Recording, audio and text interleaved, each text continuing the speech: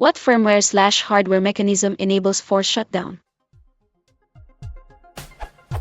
Although I don't know this for sure, I'm pretty sure that holding the power button on all computers will force them to shut down after varying lengths of time. This is particularly useful if the computer freezes, or some other error necessitates a total reboot. What I'm interested in is whether this force shutdown mechanism is hard-coded into the computer's underlying firmware, or whether this is built into the computer on a hardware level.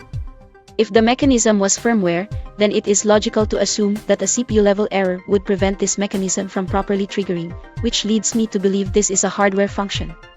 To summarize, is the universal, I assume, force shutdown mechanism built in at a hardware or firmware level? And can someone elaborate on the mechanism's nature, variants, and general history?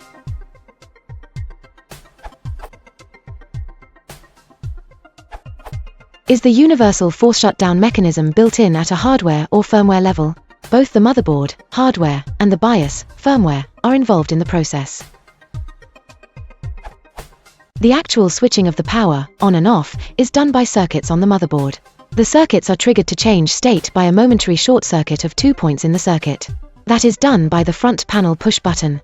A short-term connection of that button is enough.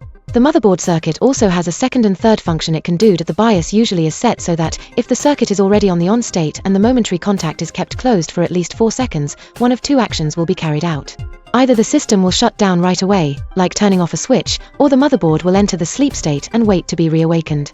Which of these two options is done is something you set in the BIOS setup screens. This is the reason that the motherboard is never entirely off in most operating situations. Even when it is off, there is a small portion of it devoted to checking for inputs from a few sources, like the front push button, some USB devices, and maybe a modem, so that it can respond by turning power onto the entire system. The way to really shut down all power is either to pull out the power cord, or to use the physical switch mounted on the back of the SU to switch it off. Source: how does the power button work? The modern switches don't contain any magic. In fact, they are less complicated and expensive than real physical on-off switches. These switches are just inputs to a microcontroller. The microcontroller can tell when you push the button, and the rest is policy encoded in the firmware to decide what to do about it. The power is usually switched with transistors. This means the button itself doesn't have to handle high voltage or high current, so there are a lot more options to make it and for it to be small. It could be a membrane switch, for example, which you'd never use to switch wall-powered. This does mean that a little bit of the device is usually on, at least enough to power the microcontroller. However, modern microcontrollers can take such tiny amounts of power when doing nothing but waiting for a switch signal that this power is irrelevant in most cases.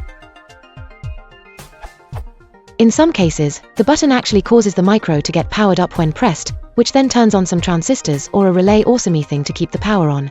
When you press the button to turn the device off, the micro shuts down everything, including itself. Source: how do these modern power buttons on devices work? Answer by Olin Lathrop.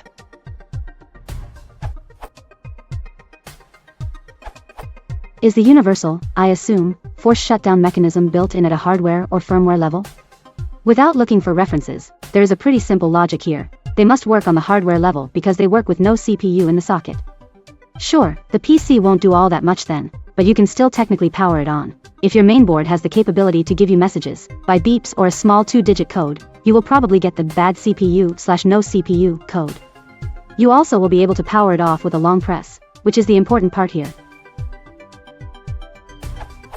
Also, keep in mind that in all cases where the system is in a deeply non-sane state, i.e., in single-user mode/Linux kernel panic/BSOD etc., and for all intents and purposes at a dead end, the power button still works, at least the long press.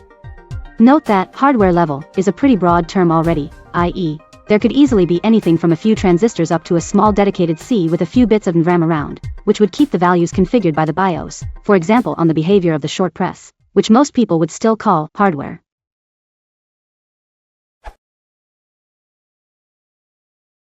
If you want to support the channel, please consider liking and subscribing.